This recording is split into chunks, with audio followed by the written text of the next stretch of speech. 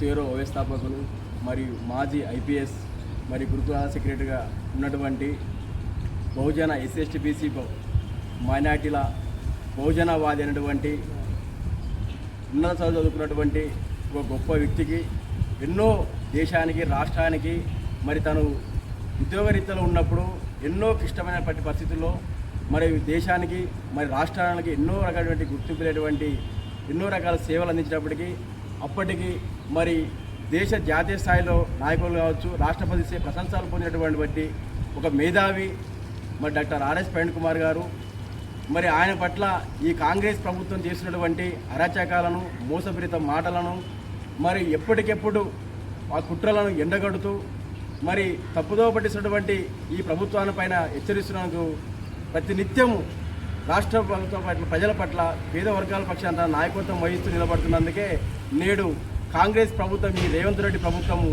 RS Praveen Kumar గారికి మరి అది సెక్యూరిటీ కావచ్చు మళ్ళీ బుల్లెట్ ప్రూఫ్ కారు కావచ్చు మరి తొలగించే ప్రయత్నం జరుగుతూ ఉన్నది.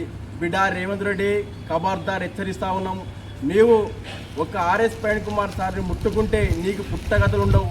బిడ్డ జాగ్రత్త ఉండి మళ్ళీ చెప్తున్నాం. ఆయనకి ఈ రాష్ట్రంలో ఈ దేశంలో ఒక వ్యవస్థ ఉన్నది. ఒక్క సెక్యూరిటీతోనే ఆయన ఏం బతకట్లేదు.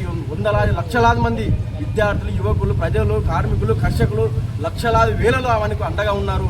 బిడ్డ నువ్వు జాగ్రత్తగా ఉండు. ప్రవీణ్ సార్ జోలికి వస్తే మాత్రం ఖబర్దార్ బిడ్డ నిన్ను వదిలిపెట్టాము.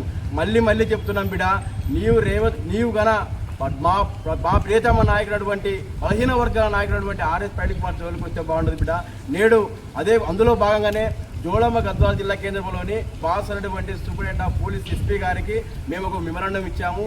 ఏ అధికారం లేనటువంటి ఏ ప్రోటోకాల్ లేనటువంటి అనాధికారంగా ఉన్నటువంటి సీఎం రేవంత్ రెడ్డి అనుచరులు ఎవరైతే ఉన్నారో కొండలరెడ్డి తిరుపతి రెడ్డి ఎవరైతే ఉన్నారో వాళ్ళకి ప్రభుత్వంగా గుర్తింపున్నటువంటి వాళ్ళకి సెక్యూరిటీ ఏ విధంగా తీస్తున్నారో అదేవిధంగా మాకు కూడా ఈ రాష్ట్రంలో ఈ కాంగ్రెస్ ప్రభుత్వం ఉన్నప్పుడు మాకు రక్షణ లేదు కాబట్టి మాకు రక్షణ కల్పించాలని కోరుతూ ఈరోజు జిల్లా ఎస్పీ బాస్ గారికి మేము సవినయంగా వినతి పత్రం ఇవ్వడం జరిగింది.